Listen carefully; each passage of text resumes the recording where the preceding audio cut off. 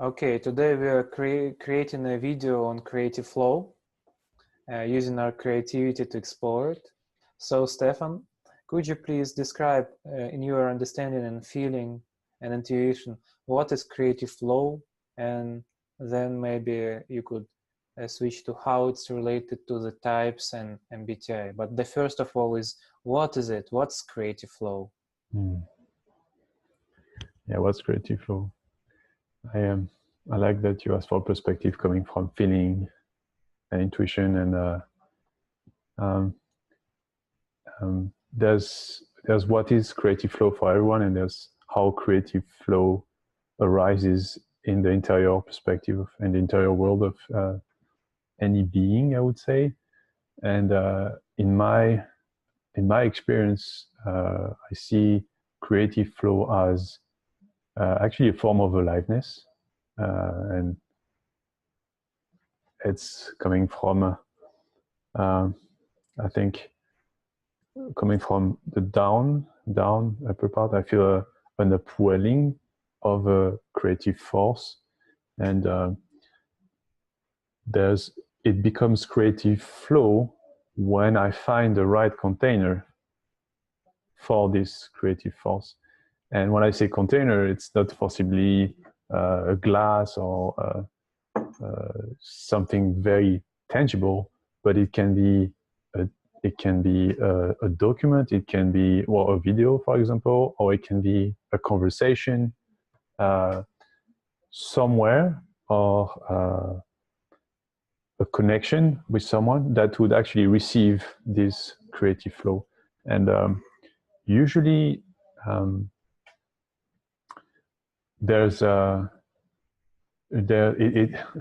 what happens in my creative flows is there can be not knowing exactly what's the end container, but having this emergence and wanting, whoa, I need to write this down, and this I need to write this down. If we observe it, there's also a certain quality of pleasure of being in this experience, and a sense of being part of something bigger. It's not only good for me to write this down, but wow, it might actually benefit others. It might actually be used.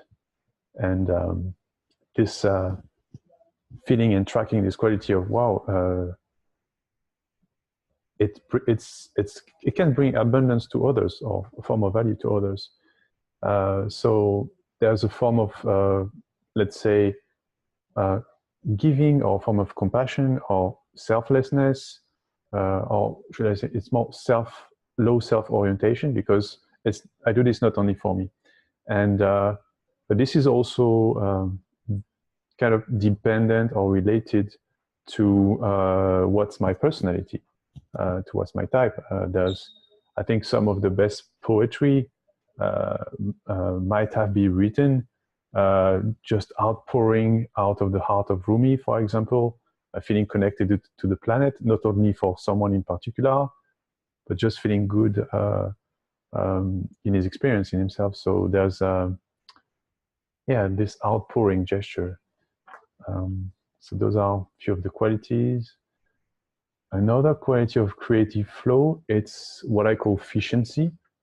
And efficiency is efficiency without effort. When I start my creative flow, it makes more of itself.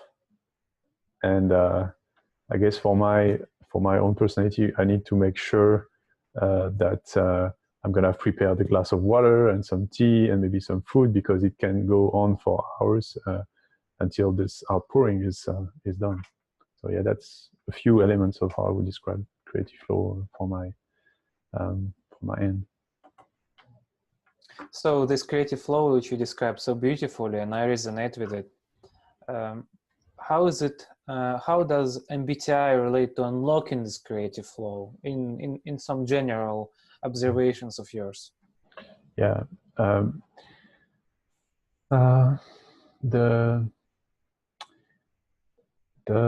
in MBTI, so in Myers-Briggs type indicator, there are 16 types, and they are based on the cognitive functions of Carl Gustav Jung.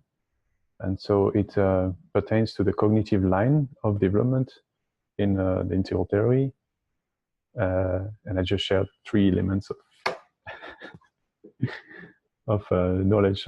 Let some time for them to be received by me in the space and by people who might be watching.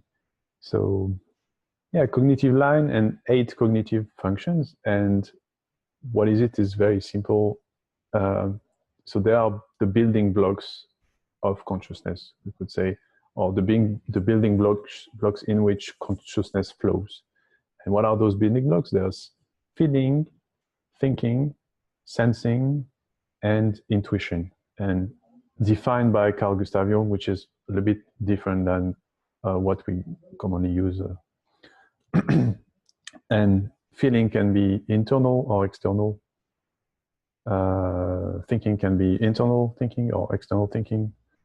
He calls it introverted or extroverted, but I prefer using internal or external to avoid confusion. And so with those 8 building blocks, what do? We process our experience, and actually we don't. It's being naturally. It's being done by nature. It's happening.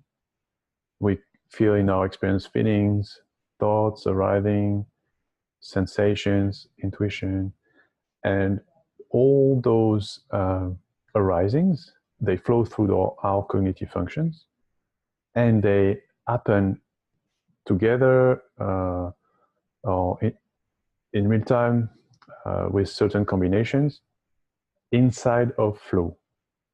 So we can look at flow as a combination of feeling and thinking and intuition at the same time, outpouring, wow, making connections everywhere. My thoughts are in line with my sensations. Oh. That's why Myers-Briggs is important in terms of the structure of flow, or the genome of flow. I guess I can say more, but I'm gonna stop there. So in short, could you please list those, you say 8 cognitive functions, right? Mm-hmm. Mm-hmm. Mm-hmm. Yes. So I'm going to use the Jungian terminology. So I'm also going to display them for fun. So for example, I'm going to start with introverted thinking. It's the part of the mind that analyzes things, that is very objective,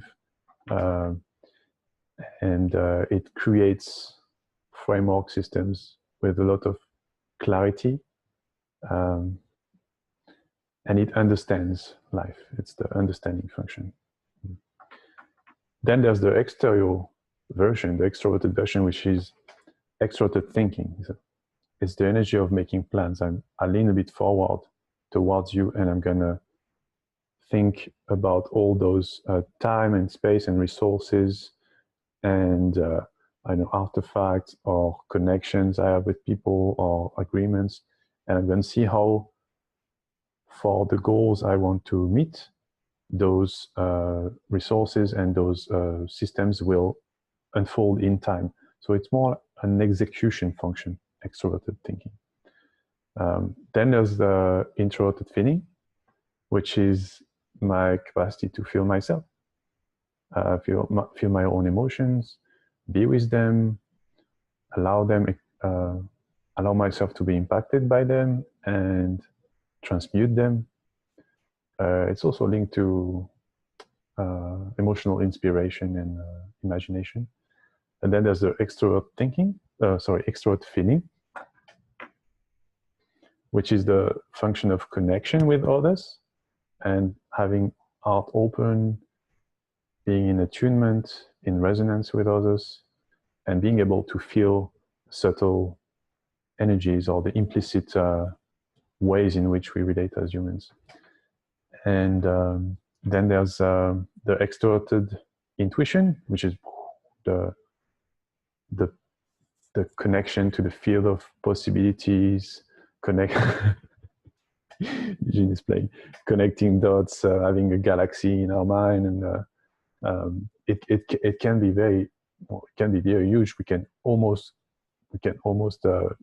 stay in there for a long time And it's also what allows connecting dots, benchmarking, creating new ideas, innovation. So that's extroverted intuition. Well, obviously I'm simplifying them. Then there's the introvert intuition, which for me is the function of metaphors, symbols, dreams, everything that's arising in as a flash of intuition. I'm connecting to my guts, and I'm feeling, whoa, I'm having this image of a forest. I want to go in nature.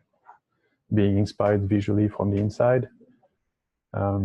Introvert intuition, and then there's the introverted sensing, which is, so from the outside, when I'm in my introverted sensing, I just look in tune with my sensation, present, also focused. I'm looking at the details of things, and it's the function of following a clear sequence of items or descriptions, or analyzing things in detail. And it's also how I feel my body sensations. Introverted sensing. And then there's the extroverted sensing, which is the cognitive function of the senses.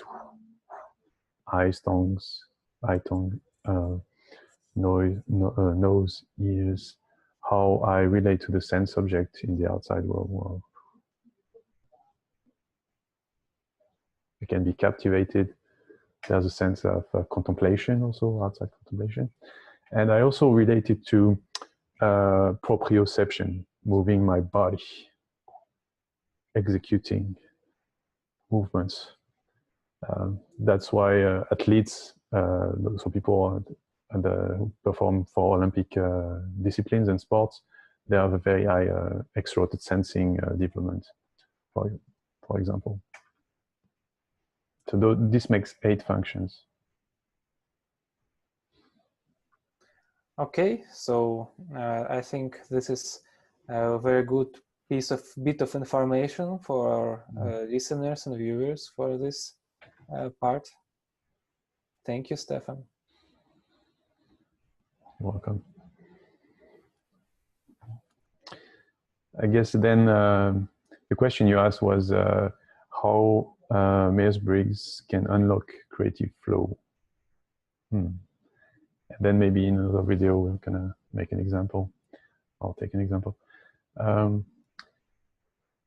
So what's quite interesting is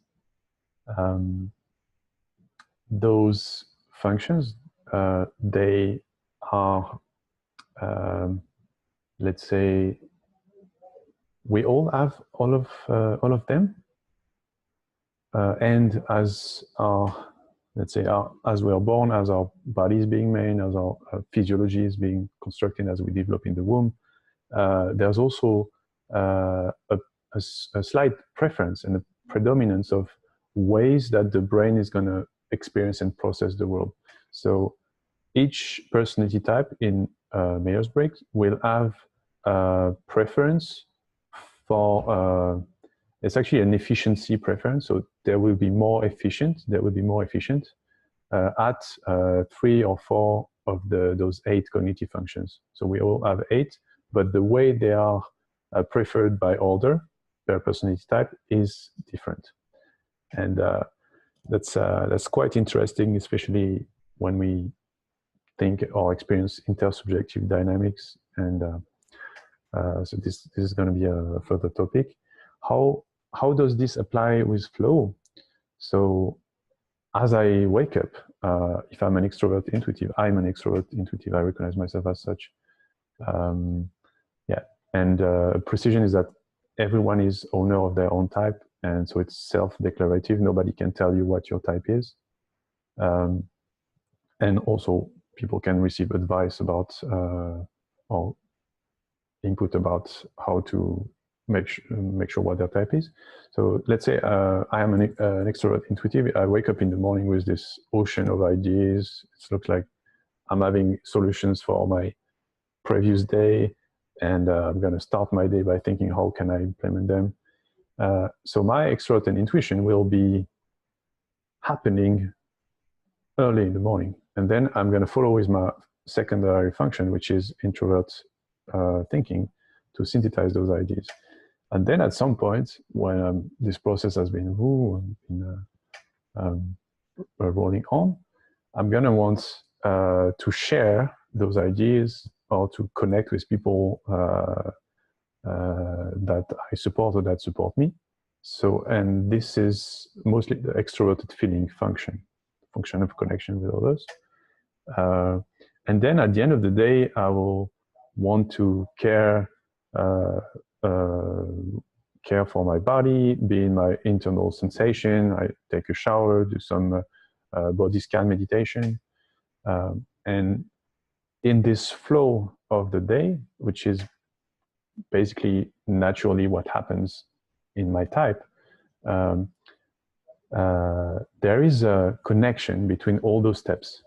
And so throughout this day, those kind of 4 different vibes of activities, they also are the stack that flow uses. And if I stimulate and activate them in a positive way that expands my my energy and my, I would say, my awareness, then when I arrive at the end of my day, or when I arrive at the end of this cycle of 4 function, then creative flow will happen.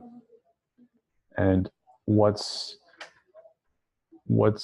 has been very clear in all the sessions I had with people to help them, let's say, and actually that's it, is take control over their creative flow to make sure they stay in it as long as they want.